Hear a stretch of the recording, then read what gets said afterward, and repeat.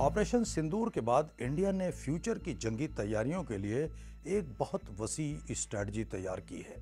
इसके तहत एक तरफ आर्मी, एयरफोर्स और नेवी के लिए नए नए हथियार और साजो सामान हासिल किए जा रहे हैं, वहीं दूसरी जानिब नई टेक्नोलॉजी के साथ अब जंग करने के तरीके में भी तब्दीली की जा रही है।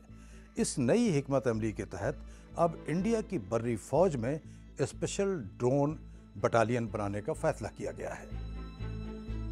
इस प्लान के तहत बर्री फौज की आर्टिलरी, इन्फेंट्री और आर्मर डिवीजन में एक एक ड्रोन यूनिट तश्कील दी जा रही है, जो सिर्फ ड्रोन चलाने की जिम्मेदारियां देखेगी।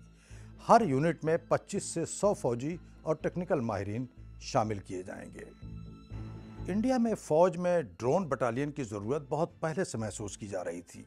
यूक्रेन रूस जंग, ईरान इसराइल जंग और इससे पहले इराक और अफगानिस्तान में भी ड्रोन का बहुत कामयाबी से इस्तेमाल हुआ था। इंडिया पाकिस्तान की हालिया लड़ाई में भी पाकिस्तान ने मिसाइलों के साथ साथ ड्रोन्स का बड़े स्केल पर इस्तेमाल किया था।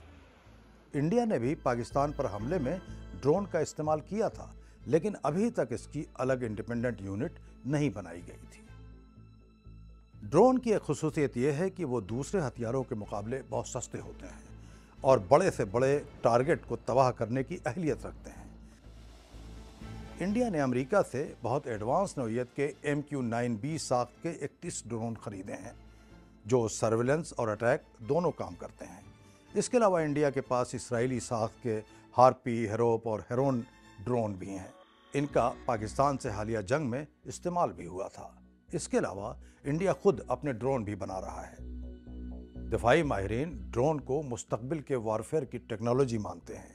जंगों में हाईटेक ड्रोन्स का इस्तेमाल बढ़ता जा रहा है, लेकिन माहिरीन कहते हैं कि ड्रोन के मौसर इस्तेमाल के लिए ज़मीन पर 24 घंटे नज़र रखने के लिए हाई रेजोल्यूशन सैटेलाइट निज़ाम का होना ज़रूरी है। जब तक दुश्मन की नकलो हरकत और बैटल फील्ड की राउंड द क्लॉक विजिबिलिटी दस्तयाब नहीं होगी, ये ड्रोन्स कारगर नहीं होंगे। इंडिया के पास फिलहाल इस तरह का सैटेलाइट नहीं है। फौज में ड्रोन्स की अलहदा बटालियन बनाने के फैसले के साथ ही इंडिया अब बैटल फील्ड पर मुसलसल नज़र रखने के लिए एक बैनुल अक़वामी सैटेलाइट कंपनी से बातचीत कर रहा है।